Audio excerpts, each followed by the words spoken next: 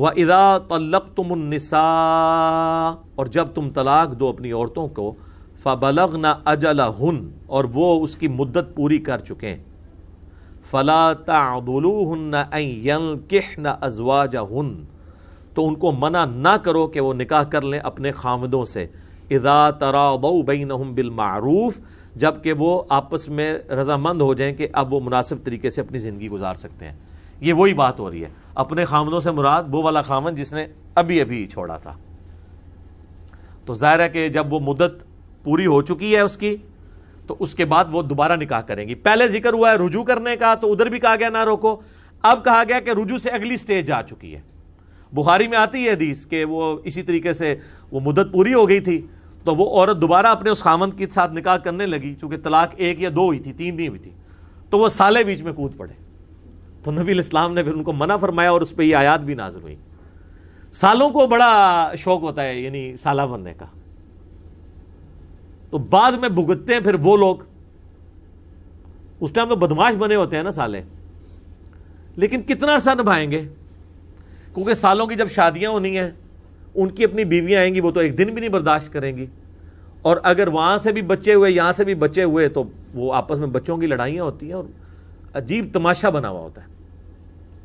یہ ہمارے معاشرے کی ٹرو سٹوریز ہیں، ہر محلے میں اس طرح کے آپ کو 1-2 واقعات مل جائیں گے۔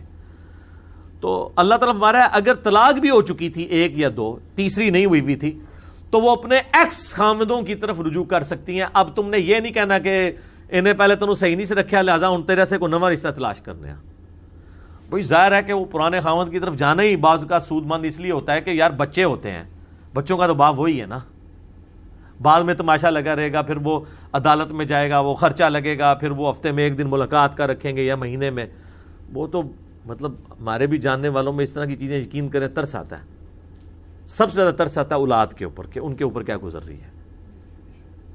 یعنی ایک لمحہ پہلے تک ایک چھت کے نیچے ماں باپ بچے بیٹھے ہوئے تھے، اور ایک لمحے کے بعد اب یہ حالت ہے کہ وہ باپ جو ہے جناب عدالت میں وہ چکر کاٹ رہا ہے کہ مہینے بعد وہاں سے وہ ماں کے رشتہ دار جو ہے وہ بچہ لے کے آئیں گے، وہ ملاقات کرائیں گے، وہ بھی ہوتا ہے اتنے گھنٹے کے لیے، پھر وہ ان کو واپس کرتا ہے، پھر مہینے کا انتظار کرتا ہے۔ جناب پورا سسٹم ہی برباد ہو جاتا ہے۔ اسی لیے دیکھیں آئلی زندگی کو اللہ نے سنت اور احادیث پہ نہیں چھوڑا، قرآن کے اندر بیان کر دیا۔ تو اللہ تعالیٰ مارا ہے کہ پھر وہ نکاح کرنے سے ان کو نہ روکو اگر وہ معروف طریقے سے رہنا چاہتے ہیں۔ ذالک یوعظ بہ من کان منکم یؤمن باللہ والیوم الآخر، یہ اللہ کی نصیحت اس کے لیے ہے جو ایمان لاتا ہے اللہ پر اور یوم آخرت پہ۔ ظاہر ہے جو اللہ کو مانتا ہے نا اور آخرت کی جواب دہی کو مانتا ہے، اسی کے لیے اتنی نصیحتیں ہو سکتی ہیں۔ تو جس کو ان میں سے کسی چیز کا پاس نہیں ہے تو جائے دفع ہو، پھر وہ تو ظاہر ہے نہ اللہ کی شرم رکھے گا نہ آخرت کی جواب دہی کا اسے خوف ہوگا۔ تو یہ شریعت کی حدیں اس کے لیے ہیں جسے خدا کی شناخت ہے، جسے یہ ڈر لگا ہے کہ میں نے اللہ کے حضور پیش ہونا ہے۔ اور حقیقت ہے کہ اگر آپ کے اندر تقوی موجود ہے، آپ کسی کے ساتھ زیادتی نہیں کر سکتے۔ آپ دیکھیں گے کہ وہ ماں باپ جو خوف خدا رکھنے والے ہیں نا، ان کا بچہ اگر باہر زیادتی کر کے آتا ہے نا کسی بچے کے ساتھ، وہ اپنے بچے کی پھینٹی لگاتے ہیں۔ بس ہمیں تو یہ پتا ہے کہ جی ہم ہمارے ساتھ باہر کسی نے زیادتی کر دی ہے، پھر بھی ہمیں چانس ہی ہوتا تھا کہ ہماری پینٹی لگنی ہے کہ تجھے نکلے گی اسے باہر۔ اور اس تربیت کا اثر یہ ہوتا ہے کہ وہ اولاد پھر ایک معاشرے کے لیے ایک خیر بن کے سامنے آتی ہے۔ اور جہاں پہ ماں باپ کا یہ ایٹیچیوڈ ہو کہ ان کو پتہ بھی ہو کہ ان کے بچے گھر میں بھی انہوں نے اٹھلی اوپرلی کی ہے، اور باہر بھی کوئی محلے کا بچہ وہ چھوڑتے نہیں کہ ان کے ساتھ شرارت کرے، کسی کو دھکا دے دیا، کسی کا بال چرا لیا، اور جب گھر آئیں تو الٹا وہ ان کی مائیں جو ہیں وہ ایک خطرناک قسم کا دوپٹہ اپنے سر پہ باندھ کے گھر کے دروازے پہ کھڑے ہو کے اس کی ماں کو بھی گالیاں نکالیں، اس کے باپ کو بھی۔ تو اس قسم کی جب شے مل رہی ہوگی اولاد کو تو وقتی طور پہ تو اولاد خوش ہو جائے گی، لیکن وہ اولاد تیار کیا کر رہے ہیں آپ؟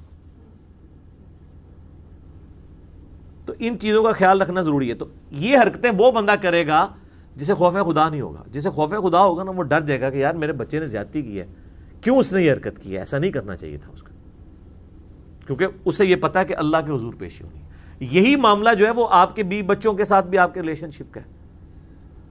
یعنی اگر کسی شخص کو یہ پتا ہے کہ میری بیوی کی غلطی اس نوعیت کی نہیں ہے کہ اسے اس لیول کی سزا دی جائے، اور وہ اس کے اوپر ہاتھ اٹھاتا ہے یا اسے مارتا ہے یا اس کے ساتھ زیادتی کرتا ہے یا بار بار اسے ٹونٹ کرواتا ہے، یہ اسی صورت میں ہے کہ جب اسے یہ پتا ہے کہ یہ بس اب میرے اوپر مرہون منت ہے. اگر اسے یہ خطرہ ہو کہ یار خوف خدا والا معاملہ ہے تو پھر تو انسان یہ حرکت نہیں کرتا. یہی معاملہ ہے ساس اور بہو کے ریلیشن شپ کا. آپ ساس سے اگر پوچھیں نا کہ آئیڈیل داماد کون سا ہوتا ہے، تو وہ جو آپ کو خوبیاں گنوائے گی نا، ان میں سے ایک خوبی بھی اس کے اپنے بیٹے میں پائی گئی نا، جب وہ داماد بنے گا تو اس کے حق میں وہ خامی تصور کرے گی، کیونکہ وہ جتنی خوبیاں بتا رہی ہوگی وہ اپنے ریفرنس سے بتا رہی ہوگی نا. وہ یہ نہیں چاہ رہی ہوگی کہ میرا بیٹا جب شادی شدہ ہو تو وہ اپنی ساس کے ساتھ یا اپنی بیوی کے ساتھ اس کو تو ران مرید کہے گی، لیکن اپنی بیٹی کے حق میں یہ مان رہی ہوگی کہ اس کا جو شوہر ہے وہ اس کا مرید بن کے رہے. یہ سب کچھ کیوں ہے؟ اس لیے کہ ہم اللہ کو بیچ میں سے نکالے ہوئے ہیں، اپنے مفادات کی جنگ لڑ رہے ہیں. اور وہ نندیں جو آ کے بھابھیوں کو جو ہے نا وہ اپنی ماں کی عزت کے درس دے رہی ہوتی ہیں، ان کی ساسوں سے پوچھے کہ ان کو وہ کس طریقے سے بہیو کر رہی ہوتی ہیں. اور جب وہ خود اس گھر میں تھی انہوں نے اپنی ماں کی خود کتنی خدمت کی تھی. تم لوگوں نے اپنی ماں کی خدمت خود نہیں کی ہے، اور اب تم یہ ایکسپیکٹ کر رہی ہو کہ تمہاری بھابیاں جو ہیں وہ تمہاری ماں کی وہ خدمت کریں جو تم نے بھی نہیں کی ہوئی. نہ خود کی اپنی ماں کی خدمت، نہ آپ جہاں کہیں گئی ہو وہاں پہ خدمت کر پا رہی ہو. سب کہانی چل رہی ہے نا، صرف مولوی نہیں کہانی کرا رہے، پورا معاشرہ ہی کہانی سے چل رہا ہے. ٹھیک ہے نا. مجھے اشفاق صاحب کی بات یاد آ گئی. خیر ہمیں تو اس آزمائش سے نہیں گزرنا پڑا، میری تو کوئی سسٹر نہیں ہے، لیکن جو بہنوں والے ہیں نا ان کی اس طرح کی فیڈ بیک ملتی ہے. تو وہ اشفاق صاحب کہتے ہیں یہ نند کوئی ایسی لانتی چیز ہے، یہ میرے الفاظ نہیں ہے، اس کو کسی نے گھاٹنا نہیں ہے. تو وہ کیونکہ وہ معاشرے کے اوپر کافی گہری نظر رکھتے تھے نا، تو اس طرح کی فیڈ بیک ملتی رہتی تھی ان کو. تو اللہ فرماتا ہے جو اللہ پر یوم آخرت پہ ایمان رکھتا ہے نا اس کو تو میں کر رہا ہوں نصیحت. ذالکم ازکا لہم، اسی میں ہے تمہارے لیے پاکیزگی و اطہر اور ستھرائی. واللہ یعلم وانتم لا تعلمون، اور اللہ جانتا ہے تم نہیں جانتے. کیا بات ہے سر، اس کے اندر قیامت مضمر ہے. اللہ جانتا ہے کہ کس کا حق کتنا ہے اور کس کی ڈیوٹیز کتنی ہے، ورنہ تو مرد سمجھے گا کہ میرا یہ حقوق ہے جو اس کے نہیں بھی ہوں گے، اور عورت اپنے کئی ایسے حقوق مانگ رہی ہوگی جو اس کے نہیں ہوں گے. تو اللہ تعالیٰ ہمارا چونکہ میں نے تمہیں پیدا کیا ہے، مجھے پتا ہے کہ کس کی لمٹس کتنی ہیں، کس کی لمٹس کتنی ہیں، کس کو کتنا حق دینا ہے، کس کو کتنا دینا ہے. اب یہ اللہ نے جب طے کر دیا نا الرجال قوامون علی النساء، مردوں کو اللہ نے عورتوں پہ حاکم بنا دیا ہے. حاکم سے مراد یہ نہیں کہ ان کی مار کٹائی کریں گے، مراد یہ کہ ایک خاندانی سسٹم میں جب ادارہ وجود میں آئے گا اس کا ہیڈ مرد ہوگا. تو اب عورت اس پہ کوڑ نہیں سکتی کہ یہ اللہ نے اس کو کیوں ٹائٹل دیا ہے، ورنہ تو مرد اس پہ کوڑنا شروع کر دے کہ بھئی جو ماں کا مرتبہ ہے وہ بخاری میں حدیث ہے کہ 3 دفعہ جب صحابی نے پوچھا تو کہا کہ سب سے زیادہ تیرے حسن سلوک کی حقدار تیری ماں ہے، 4تھی بار فرمایا تیرا باپ ہے.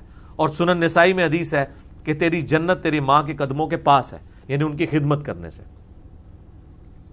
تو ویسے وہ جو عجیب و غریب قسم کے ساس سسر ہوتے ہیں نا، وہ شادی کے بعد نا نصیحت کرتے ہوئے کہتے ہیں کہ یہ اونٹ تیری جنت جیڑی ہے نا خاوند دے قدماں وچ ہے. اس طرح کی کوئی حدیث نہیں ہے کہ شادی کے بعد وہ جنت خاوند کے قدموں کے نیچے چلی جائے گی. ہاں اس خاوند کی جنت اپنی ماں کے قدموں کے ساتھ ہے، اور وہ اس عورت کی جنت اپنے ماں کے قدموں کے ساتھ ہے، اگرچہ اس نے اپنے خاوند کا حق بھی پورا کرنا ہے، وہ الگ سے ہے. تو لیکن یہ مطلب یہ لوگوں کو سمجھانا ہے. لیکن یہی لوگ جب اپنی بچیاں بیاہ رہی ہوتی ہیں نا تو اس وقت نہیں یہ کہہ رہی ہوتی کہ اب تمہیں جدھر بھیج رہے ہیں نا تو اس مرد کے قدموں کے نیچے تیری جنت چلی، ادھر تو شاید دے کے بھیجتے ہیں. پتر فکر نہیں کرنی، ذرا ایڈا مسئلہ ہے تو بس ایک فون کرنا ہے. ٹھیک ہے، یہ آپ ہماری 2 نمبریاں اور منافقانہ اپروچ دیکھ لیں. جو چیزیں ہم لوگوں کے لیے پسند کر رہے ہیں، اپنے لیے پسند کر رہے ہیں، لوگوں کے حق میں بالکل 180 ڈگری اس کو لے کے چل رہے ہیں.